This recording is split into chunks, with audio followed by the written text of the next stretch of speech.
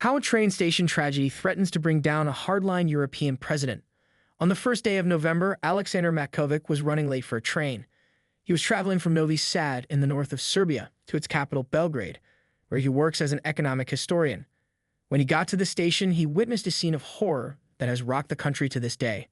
Minutes before he arrived, the canopy of the station, where reconstruction had been completed months earlier, had collapsed, crushing passengers waiting on the platform. 15 people were killed.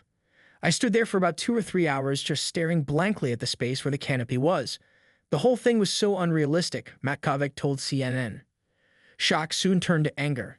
The crumbled canopy has come to serve as a potent symbol of what many Serbs see as corruption at the heart of the state, sculpted by President Aleksandar Vučić and his government over 12 years in power. What began as vigils for the dead have become near-daily protests, drawing in ever larger segments of Serbian society and reaching every corner of the Balkan nation. We're in uncharted territory, said Matkovic. The student-led demonstrations demanding the full release of documents about the reconstruction works have become so large and so lasting that some have questioned whether they could bring down Vučić's reign. All sorts of questions are going through people's minds, said Matkovic. Vučić has dominated Serbia since coming to power as prime minister in 2014, then president 3 years later. A former information minister for the brutal Yugoslav regime of Slobodan Milosevic, Serbian democracy has degraded under Vučić's Serbian Progressive Party, SNS.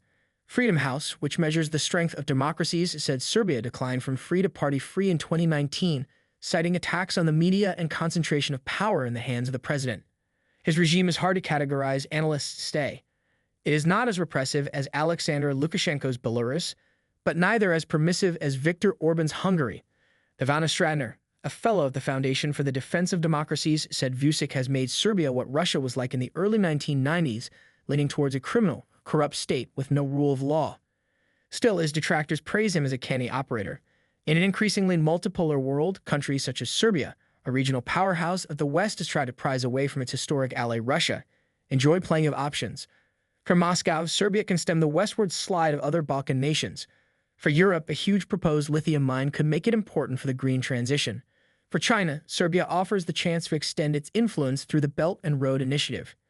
Even some in the United States have interests in the country. Jared Kushner, President Donald Trump's son-in-law, is reportedly working on a deal to build a Trump-branded hotel in Belgrade, with capital from various Gulf states.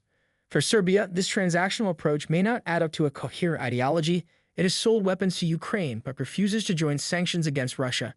But it has been profitable. Serbia has been kept plied with Russian gas, Chinese infrastructure, European investment, and even glitzy American construction projects. Turning point. This strategic ambiguity, as Stratner calls it, has come at the cost of domestic discontent, however. People have had enough, said Angelica Marina, a senior fellow at the European Council on Foreign Relations. The students are fed up with this rhetoric, where Vučić says one thing for internal consumption and another thing for international consumption. Anger with the government had been brewing for years. In May 2023, when Serbia was rocked by 2 mass shootings, people protested the country's culture of violence. There were more demonstrations after a disputed election later that year, with the opposition calling for a rerun. They also lasted for weeks but eventually fizzled out.